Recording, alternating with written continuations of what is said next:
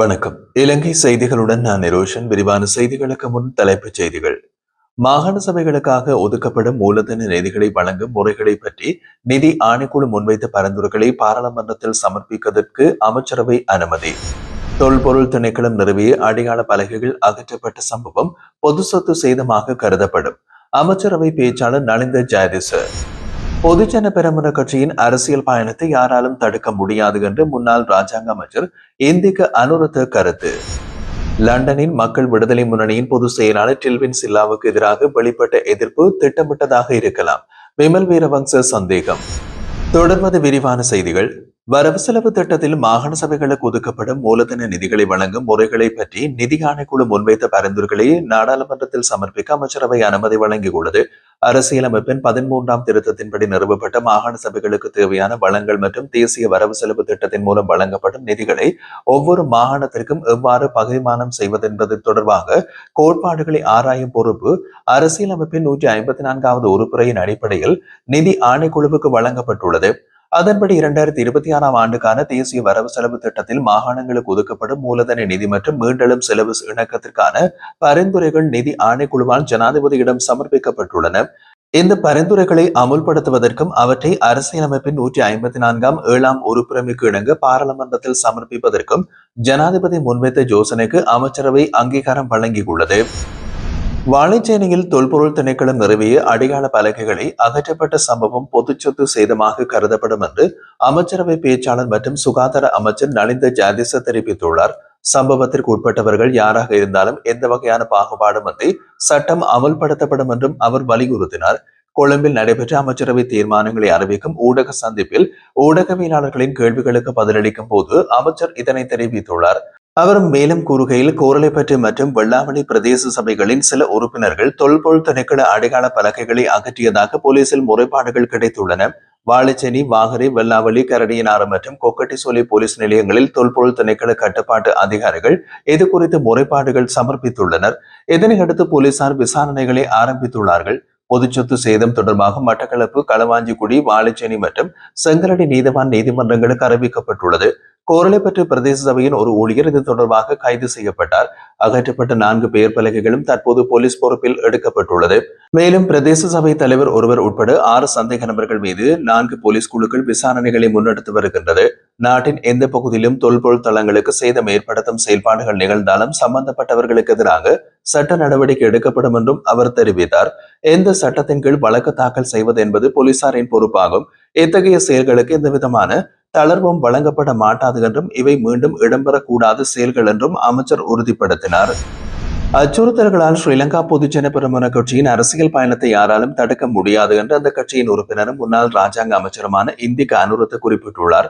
SLPP தலைமையகத்தில் நடைபெற்றிருந்த ஊடக சந்திப்பில் அவர் இதனை தெரிவித்தார். அவர் மேலும் கூறிய போது, நாட்டு மக்களுக்கு வழங்கிய வாக்குறுதிகளை தேசிய மக்கள் சக்தி அரசு நிறைவேற்ற தவறியதால் அதை மக்களுக்கு நினைவூட்ட வேண்டிய அவசியம் ஏற்பட்டது. அதற்காகவே நாங்கள் வீதிக்கு இறங்கினோம். நுகேகுடியில் நடைபெற்ற எமது கூட்டம் மிகுந்த வெற்றியடைந்தது. மக்களுக்காக எங்கள் அரசியல் நடவடிக்கைகள் தொடர்ந்து முன்னெடுக்கப்படும். எவ்வித அச்சுறுத்தல்களையும் எங்கள் பயணத்தை தடுக்க முடியாது. மக்களின் குரலை கேட்டு செயல்படும் தலைவராக நாமல் ராஜபக்ச என்று விளங்குகின்றார். மக்களுக்கு வழங்கிய வாக்குறுதிகளை நிறைவேற்றுமாறு அரசிடம் மீண்டும் வலியுறுத்துகிறோம் என்றார். இலங்கைக்கான விரிவாக்கப்பட்ட நிதி வசதி செயற்திட்டத்தின் 5ஆம் கட்ட மீளாய்வில் எட்டப்பட்ட உத்தியோகத்தர்மற்ற இணக்கப்பாடு வரும் டிசம்பர் 15ஆம் தேதி சர்வதேச நாணய நிதியத்தின் இயக்குநர் சபையின் பரிசீலனைக்கு எடுத்துக் கொள்ளப்பட உள்ளது. கடந்த செப்டம்பர் 24ஆம் தேதி இலங்கைக்கு வந்தடைந்து செயற்திட்ட பிரதானி எவன் பபௌர்ஜியா தலைமையிலான IMF குழுவினர் தங்கியிருந்த காலப்பகுதியில் சம்பந்தப்பட்ட அதிகாரிகளோடு சந்தித்து மொத்த பொருளாதார முன்னேற்றங்கள், பொருளாதார மற்றும் நிதியியல் கொள்கைகளின் செயலாக்கம் உள்ளிட்ட பல்வேறு பகுதிகளை ஆய்வு செய்தனர். இதன் பின்னர் விரிவாக்கப்பட்ட நிதி வசதி செயல் திட்டத்தின் 5ஆம் கட்ட மீளாய்வில் IMF மற்றும் இலங்கை அரசாங்கத்திற்கு இடையில் உத்தியோகத்தர் மட்ட இணக்கப்பாடு எட்டப்பட்டது. 2026ஆம் ஆண்டுக்கான வரவு செலவு திட்ட ஒதுக்கீட்டு சட்டம் மூலம் பாராளுமன்றத்தில் நிறைவேற்றப்பட்டதை முன்னிட்டு இந்த இணக்கப்பாட்டுக்கு இயக்குநர் சபையின் ஒப்புதல் கிடைக்கும் என்று இவன் பபோர்ஜியா தெரிவித்திருந்தார். இந்த நிலையில் மேற்படி இணக்கப்பாடு டிசம்பர் 15ஆம் தேதி IMF இயக்குநர் சபையால் பரிசீலனைக்கு செய்யப்பட உள்ளது. இயக்குநர் சபை ஒப்புதல் வழங்கும் பட்சத்தில் இலங்கை அடுத்த கட்டமாக 347 மில்லியன் அமெரிக்க டாலர் நிதியை பெற தகுதி பெறும். இதனால் இதுவரை இலங்கைக்கு வழங்கப்பட்ட மொத்த நிதி 2.04 பில்லியன் டாலராக உயரும்.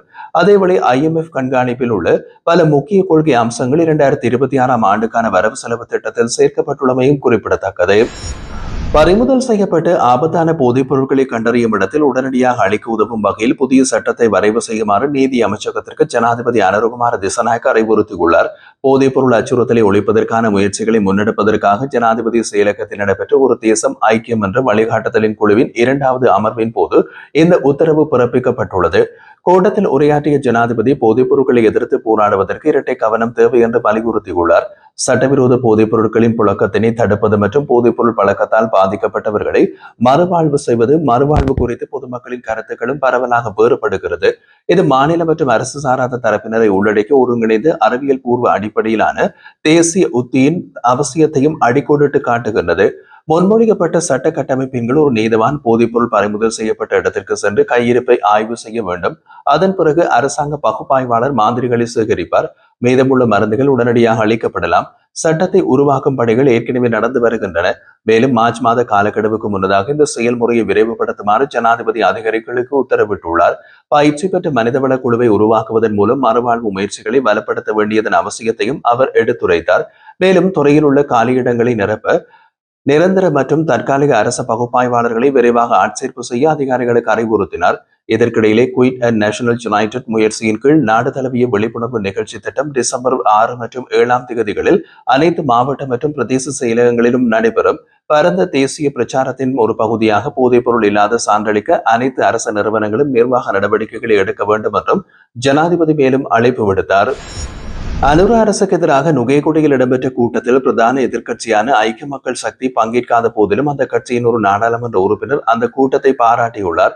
நுகைகுடி கூட்டம் வெற்றிகரமாக நடைபெற்றது எனவும் இதுபோன்ற நடவடிக்கைகளை தாங்களும் ஆரம்பிக்க வேண்டும் எனவும் ஐக்கிய மக்கள் சக்தியின் நாடாளுமன்ற உறுப்பினர் கிங்ஸ் நெல்சன் ஊடகங்களிடம் தெரிவித்தார்.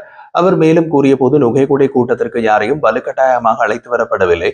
அப்படி அழைத்திருந்தால் கொட்டும் மழையிலும் மக்கள் அங்கே நின்றிருக்க மாட்டார்கள்.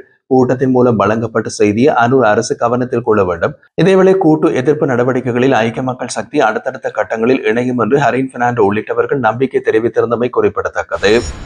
லண்டனில் மக்கள் விடுதலை முன்னணியின் பொதுச் செயலாளர் டெல்வின் சில்வாவுக்கு எதிராக வெளிப்பட்டு எதிர்ப்பு திட்டமிட்டதாக இருக்கலாம் அல்லது ஜனாதிபதி தேர்தலுக்கு முன்னர் புலம்பெயர் தமிழர்களிடமிருந்து பெறப்பட்ட நிதிக்கு வழங்கிய வாக்குறுதிகளை நிறைவேற்றாததால் ஏற்பட்ட அதிருப்தியின் வெளிப்பாடாகவும் இருக்கலாம் என்று தேசிய சுதந்திர முன்னணியின் தலைவர் விமல் வீரவங்ச தெரிவித்தார்.